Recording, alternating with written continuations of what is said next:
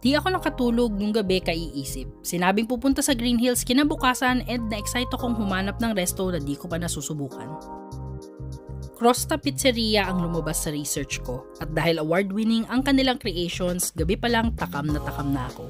September lang sila nagkaroon ng second branch, yung pinakauna nasa Salcedo Village, Makati. Saktong lunchtime just started nung dumating ako, so nagpa-waitlist muna dahil around 6 tables lang yung kasya sa loob. And kumpara sa Salcedo branch, mas marami na yung seating dito. At syempre may nag-o-order din just for takeout.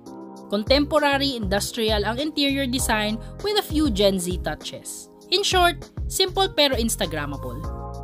Please subscribe if you're enjoying this video so far.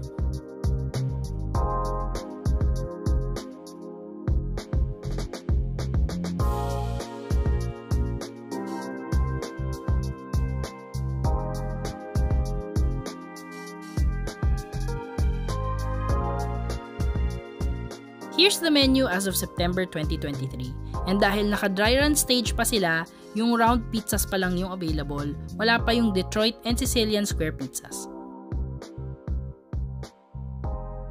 Dalawang pizza ang nasubukan ko.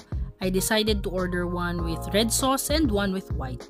This is the basic batch, which is their version ng margherita pizza.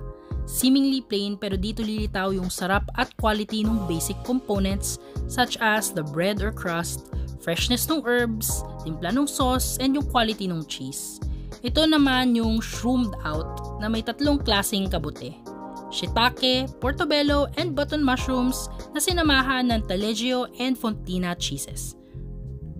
Dun sa basic, masasabi kong well-executed siya, fresh naman yung flavors, though baka nag-brown lang yung basil leaves to dikit sa mainit na cheese. The tomato sauce itself, masarap yung timpla, hindi yung parang one-note type na basta maasim lang. And listen to this.